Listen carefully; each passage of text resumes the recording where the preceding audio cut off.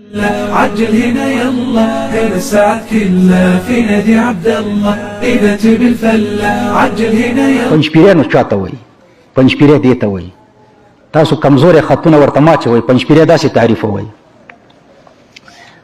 کل نفس ذائقة الموت، هر نفس مرګ څکي. څکل پیژنئ؟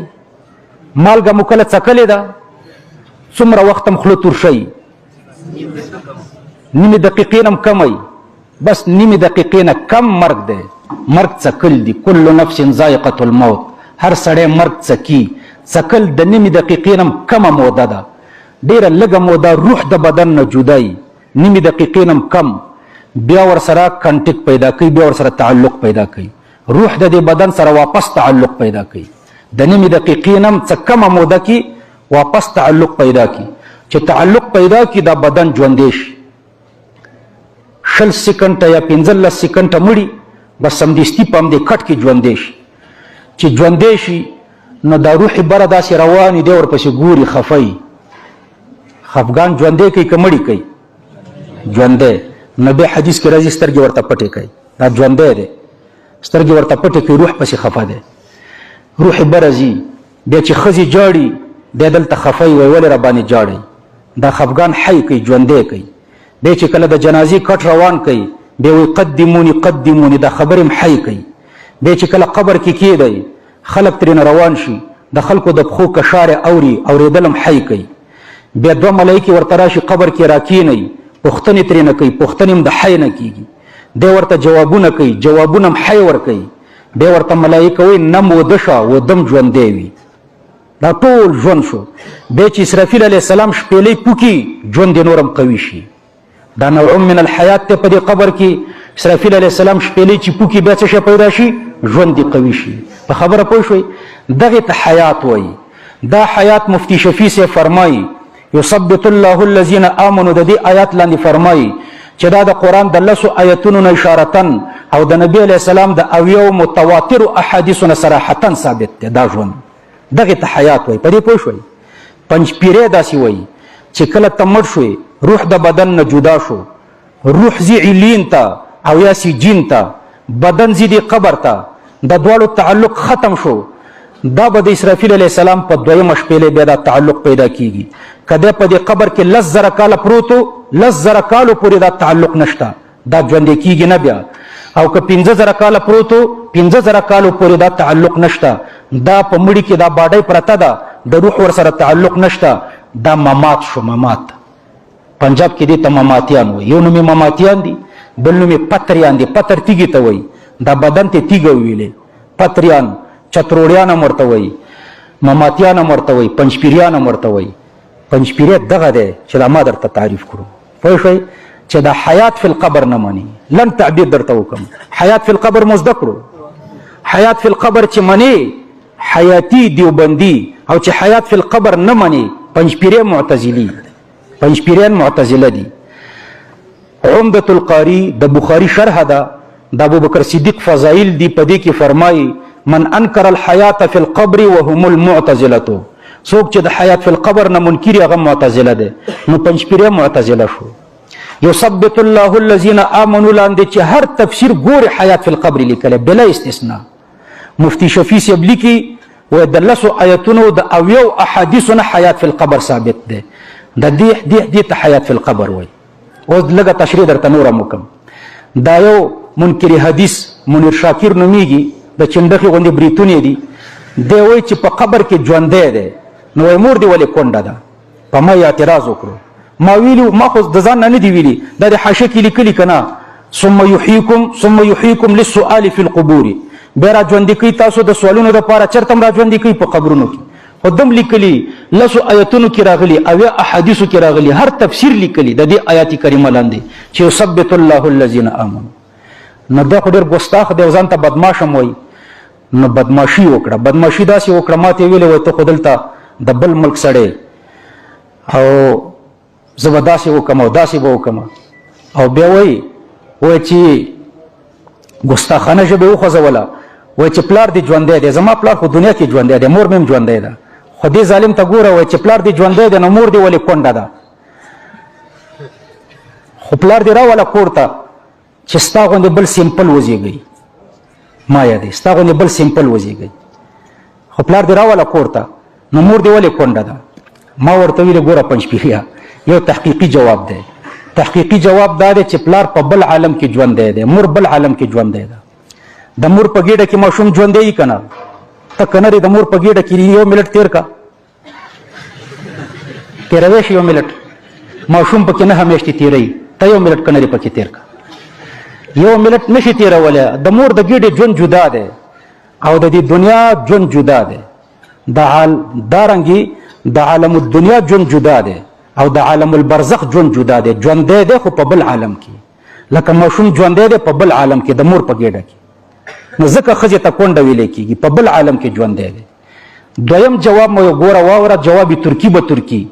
جواب ترکي به ترکي دا دی چې پنجپیریان هم دا ژوند مني خو بلې باډۍ ته مني. پنجپیریان وایي دا بدن چې مړ شي، روح او بدن جدا شو، دا روح ځي علین ته، هلته علین کې جسم مثالي دی، هغې کې الله اچوي، هغه ژوندی کېږي. نو ما ورته ویلې چې ستا د مور 2 میړونه دي، یو د دې قبر ته بوتلو، یو دا روح دی په بل جسم مثالي کې واچولو، هغه جسم مثالي د پنجپیري د مور میړه دی. نو ستا د مور یو میړه ژوندی دی، نو ما ستا مور ولې کونډه ده؟ د هر پنجپیري د مور 2 میړونه، یوې د پلار دا جسم عنصري وي، یوې د پلار جسم مثالي وي. نو ستا د پلار جسم مثالي ژوندی دی، ستا مور ولې کونډه ده؟ نو بس دې بدماشي شروع کړه. جواب ورسره نه و چې زه به دا وکړم. امارت ته زارۍ شروع کړي چې دا سړی هم سم کوي که نه. دا یو اعتراض دی. دویم اعتراض یې دا کړی دی مخکې پاکستان کې. دویم اعتراض یې دا کړی دی همدې بریتو، وایي د خدای بنده چې قبر کې ژوندی کېږي نو اسپتال ته ولې وړي؟ اسپتال کې مړ کېږي، قبر کې ژوندی کېږي. خو راځئ د مریضان وایي قبر ته ویسئ چې قبر کې ژوندی کېږي او اسپتال کې مړ کېږي، اسپتال ته ولې وړئ؟ نو مې ته اوس مولا شوې. اسپتال ته د دې دپاره وړلی کېږي چې د عالم الدنیا نه لاړ نه شي، عالم الدنیا کې پاتې شي. قبر کې د عالم الدنیا ژوند نه ورکوي الله پاک، قبر کې د بل عالم ژوند ورکوي. قبر کې د دې عالم ژوند نه دی. د کوم عالم ژوند دی؟ د عالم البرزخ د بل عالم ژوند دی. پوه شوئ؟ یو بل پنجپیری دی داسې په وزن تقریر کوي، جمشید نومیږي. جمشید دی که څه شی دی؟ وایي زه بټخیله کې ناست وم، چای مې څښلو، مړي وایي په موټرسایکلو سپاره و داسې تېرېده، ریشخند وهي دې مسلې پورې. نو یعنې تاسو خو مړي ته ژوندي وایي په موټرسایکلو ګرځېده، په موټرسایکلو نه ګرځي، هغه په بل عالم کې ژوندي دي. ولکن لا تشعرون، د هغوی په ژوند ته نه پوهېږي چې په موټرسایکل یې وګوري چې رواني، په بل عالم کې ژوندي دي. مړي ورته ولې وایي؟ مړي ورته د عالم الدنیا په اعتبار وایم، د عالم القبر په اعتبار ورته ژوندی وایم. مړم دی ژوندی هم دی، د عالم الدنیا په اعتبار ژوندی دی او د عالم القبر په اعتبار څه شی دی؟ مړ دی. دلیل د آیات کریمه دی ګوره. ثم یحییکم، حاشیه کې څه وایي؟ للسؤال فی القبور. مفتی شفیع صاحب فرمایي چې دا ژوند د 80 احادیثونه او د 10 آیتونو نه ثابت دی. پنجپیری د دې ټولو نه منکر دی، د دې 10 آیتونو د دې 80 احادیثو نه منکر دی. نو د حیات فی القبر نه منکر دی. حیات فی القبر نه چې منکر شي، د دې سره لازم دا ده چې د عذاب فی القبر نه به منکر. عذاب فی القبر سره حیات فی القبر لازم دی. نو دا د عذاب قبر نه منکر دی. اسقاط په ځای پرېږدئ، عذاب قبر راټینګ کړئ. پنجپیری عذاب قبر نه مني، حیات فی القبر نه مني، له دې وجې نه معتزلي دی. من انکر الحیات فی القبر وهم المعتزله. پوه شئ؟ ثم یحییکم، پنجپیریان اعتراض کوي، وای ګوره په دې آیات کې 2 ژوند ذکر دي. تاسو ګورئ کیف تکفرون بالله وکنتم امواتا فاحیاکم، دا یو ژوند. ثم یمیتکم ثم یحییکم، دا 2 ژوند. آیات کې 2 ژوند راغلي او تاسو 3 منئ، یو د دنیا ژوند، یو د قبر ژوند، بل د آخرت ژوند. تاسو خو 3 ژوند منئ. مونږ وایو پنجپیریانو تاسو خو 4 ژوند منئ. پنجپیریان څو ژوند مني؟ د مور د ګېډې ژوند یو، د دنیا ژوند 2، د جسم مثالي ژوند 3، روح په جسم مثالي کې 2 اچي، د جسم مثالي ژوند 3، د آخرت ژوند 4. په ما د 3 اعتراض کې پتا د 4 راځي. ته چې ته 3 ژوند مانی، نو ته څه مانی؟ 4. نو کته جواب کې چې یاره د مور د ګېډې ژوند د دنیا د ژوند مقدمه ده، مستقل ژوند نه دی، دا دواړه په یو حسابېږي. نو زم وایم که نه چې د قبر ژوند د آخرت د ژوند لپاره مقدمه ده، په یو حسابېږي، مستقل نه دی. د قبر ژوند د آخرت د ژوند لپاره مقدمه ده او د مور د ګېډې ژوند د دنیا د ژوند لپاره مقدمه ده. پنځپیران څه دلیل وایي؟ پنځپیران داسې دلیل وایي، الله په قرآن کریم کې فرمایي، تاسو ورته سوچ کوئ، الله یتوفى الانفس، پنځپیرۍ معنی دا ده، الله پاک چې دی یتوفى قبضی الانفس روحنا، انفس نه څه مراد کړو؟ روحنا. الله پاک چې دی یتوفى قبضوی الانفس روحنا، الله یتوفى الانفس حين موتها، د مرګ په وخت کې الله د مړي روح قبضی، والذي لم تمت، او هغه چې مړ نه فی منامها په خوب کې ویدی، نو د دې ویده روح هم قبضی، الله د مړي روح هم قبضی او د ویده روح هم قبضی. فیمسک التي قضى عليها الموت، فیمسکو د ځان سره بندي، التي هغه روح قضى عليها الموت چې الله ور باندې فیصله د مرګ کړې ده، د مړي روح د ځان سره بند ساتي، به ورته نه رالیږي دی باډۍ ته. ويرسل الاخرى، او دا بل به دی باډۍ ته رالیږي، دا وده نه دی، د وده روح ورته رالیږي او د مړ روح دا ورته نه رالیږي. تر کومه پورې روح د ځان سره بندي؟ الى اجل مسمى، تر مقرر نیټې پورې چې د اسرافیل علیه السلام شپېلې ده، تر هغې پورې ځان سره بند ساتي. پوه شوئ؟ دا پنځپیرۍ معنا ده. دا معنا غلطه ده، غلطه داسې ده. ګوره ته دې کې سوچ وکړه، تاسو ورته سوچ ونه کړو. الله پاک چې دی یتوفى، څه معنا؟ قبضوي الانفس روحنا، الله یتوفى الانفس حين موتها، د مرګ په وخت کې، والتي لم تمت فی منامها، او هغه چې نه دی مړ شوی په خوب کې، هغه هم قبضوي. ورپسې فیمسکو، نو الله د ځان سره ساتي، التي ویا التي، د التي مصداق څوک شو؟ هغه کوم روحي چې قبض کړي کنه. فیمسکو، الله د ځان سره ساتي، التي هغه د مړي روح، قضا چې فیصله کړي، علیها د مړي په روح، الموت د مرګ، په دې روح د مرګ فیصله کړي، که په دې بدن روح مړ کیږي. پنځپیرانو روح مړ کړو، عجیبه خلک دي، روح مړ کړو. نو پنځپیرانو روح مړ کړو، بدن خو اسې نه مړو، روح هم مړ کړو. مړ روح او مړ بدن دا به کله ژوند پیدا کوي، روح نه مړ کیږي. پنځپیرۍ معنا کې روح مړ شو، غلطه معنا ده، پرې پوه شئ. فیمسک التي قضى عليها الموت، فیمسکو د ځان سره بندي، التي هغه روح د مړي، قضا چې فیصله شوې، علیها په دې روح د مړي، الموت د مرګ، په روح فیصله د مرګ شوې ده، که په بدن که په دواړو شوې ده. دا معنا غلطه ده.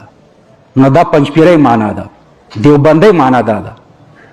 الله پاک چې دی یتوفى قبضی الانفس، مکمل انسانان، روح مع البدن، یوازې روحونه نه. څوک قبضی؟ روح مع البدن. د مړي روح مع البدن هم د ځان سره قبضی، د وده روح مع البدن هم د ځان سره قبضی. الله مړی هم قبضی، ودم قبضی، مجموعه قبضی، روح مع البدن. الله یتوفى، الله قبضی. څوک قبضی؟ الانفس، نفس روح مع البدن ته وي، روح مع البدن د مړي او روح مع البدن د ویده. فیمسکو التي، نو بیا د ځان سره بند ساتي په عالم البرزخ کې، عالم البرزخ کې د ځان سره بند ساتي، التي هغه روح مع البدن، هغه انسان، مکمل انسان، هغه مکمل انسان قضى عليها الموت، چې په دې مکمل انسان فیصله د مرګ شوې ده. په کوم مکمل انسان چې فیصله د مرګ شوی، د عالم البرزخ کې د ځان سره بند ساتي، دنیا ته نه رالیږي. ويرسل الاخرى، دا بل دنیا ته رالیږي، دا ویده دته دنیا کې وخت ورکوي. کومه معنا و صحیح شوه؟ دیوبندۍ معنا صحیح شوه که نه؟ دی په اخرت کې ځان سره دا نفس مع البدن، دا دواړه په عالم البرزخ کې ځان سره بند وساتل، دنیا ته نه رالیږي. نو دا د دوی لپاره دلیل نه دی. فیمسک التي قضى عليها الموت، بس دغه یو دلیل دا بیچارهګان لري، نور لري نه. نو دغې ته پنځپیریان وایي ښه چې دا حیات فی القبر نه مني. پنځپیریان زده کړو، دې ته معتزله وایي. فتح عمدة القاری دا ابوبکر صدیق په فضایلو کې لیکي، من انکر الحیات فی القبر وهم المعتزله، حیات فی القبر نه چې منکري دا معتزله دي. نو پنځپیریان معتزله شو. معتزله په سلمون مکروه تحریمی ده. نو د کراچۍ نه تر صدر پورې او تر افغانستان پورې مستند مدارس وایي چې د دوی پسې مون مکروه تحریمي ده. ما سره د 22 مدارسو فتوی دي چې پنځپیري پسې مون نه کیږي. آپ کے مسائل اور ان کا حل فتاوی یوسفیه کې لیکي. پنځپیریان گمراهان دي. مونږ کول او پس مکروه تحریمی دي او درس ویل ورنه ناجایز دي هر قسم تعلقات ساتل ور سره نه دي جایز دغه ته پنځونه بعد البعث تاسو به بعد البعث الله ته واپس کیږي فیجازیکم باعمالکم نو د اعمال په وجه به تاسو ته جزا درکړي وقال تعالی دلیلا علی البعث الله پاک فرمای په بعث بعد الموت دلیل پیش کړي لما انکروه چې کله دوی د بعث بعد الموت نه منکرو وهو الذي خلق لكم ما في الارض الله غزاد دې چې پیدا کړی تاسو د پاره ټول هغه چې پزمکه کې دي یعنی الارض وما فيها زمکه او چې پزمکه کې څه دي جميعا ټول لتنتفعوا به د دې لپاره چې نفع ور باندې والی وتعتبروا عبرت والی ثم استوى بالله پاک متوجه شو بعد خلق الارض ورسته د پیدا کولو د زمکه نه پس نقطې لیکلي غیر مدحوتين په دې کې دفع د اعتراض کوي خلاصه د اعتراض دا ده چې د آیتونو په مابین کې تعارض دی دا آیات په دې دلالت کوي چې خلق لكم ما في الارض زمکه مخکې پیدا شوې ده